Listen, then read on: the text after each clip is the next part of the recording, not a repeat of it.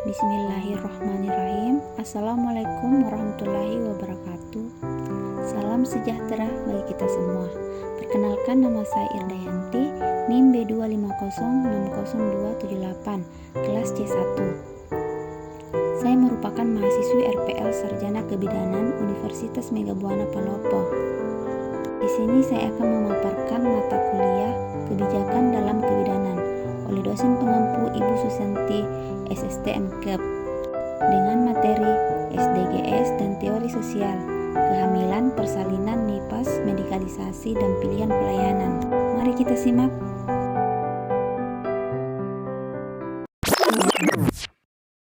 Mari kita bahas mulai dari 1 SDGs, di mana pengertian dari SDGs atau Sustainable Development Goals merupakan agenda pembangunan global yang bertujuan untuk mengakhiri kemiskinan, mengurangi kesenjangan, dan melindungi lingkungan. SDGs terdiri dari 17 tujuan yang saling terkait, yang mencangkup berbagai aspek pembangunan sosial, ekonomi, dan lingkungan. Kemudian relevansinya dengan kesehatan. Beberapa tujuan SDGs sangat relevan dengan kesehatan seperti 1. Tujuan 3 atau kesehatan yang baik dan kesejahteraan. Kedua, tujuan 5 atau kesehatan gender. Dan ketiga, tujuan 6 atau air bersih dan sanitasi.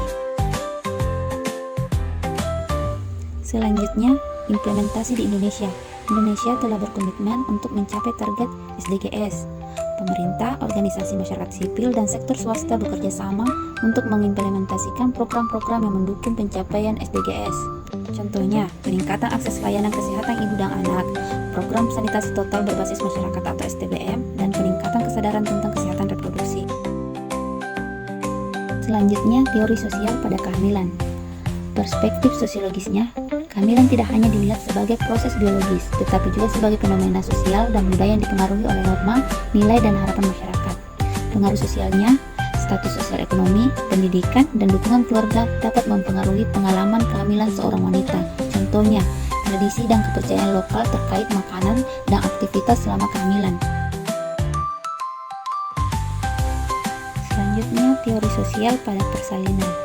Medikalisasi persalinannya yaitu proses persalinan semakin dipengaruhi oleh intervensi medis seperti penggunaan induksi, epidural, dan operasi sesar. Pilihan persalinannya itu wanita memiliki berbagai pilihan persalinan termasuk persalinan normal di rumah, di klinik, atau di rumah sakit.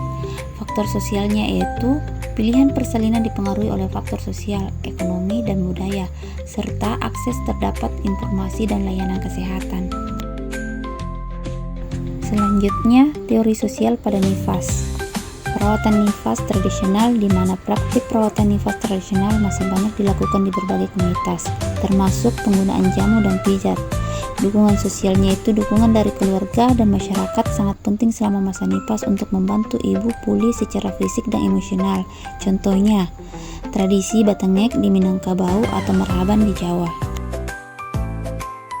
Selanjutnya, teori sosial pada medikalisasi. Definisinya itu proses di mana masalah non-medis didefinisikan dan ditangani sebagai masalah medis.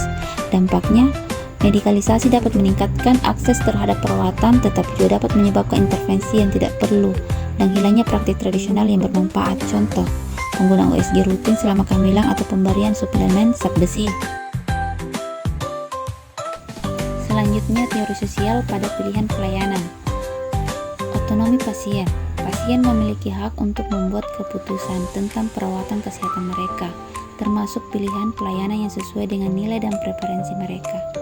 Informasi yang akurat. Penting bagi pasien untuk mendapatkan informasi yang akurat dan lengkap tentang berbagai pilihan pelayanan yang tersedia. Contohnya, memilih antara persalinan normal atau sesar, menggunakan kontrasepsi hormonal atau non-hormonal. Baiklah, itu dia sedikit penjelasan materi yang dapat saya sampaikan.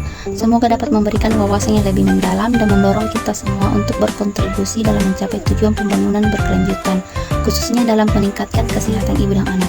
Akhir kata, saya ucapkan terima kasih. Wassalamualaikum warahmatullahi wabarakatuh.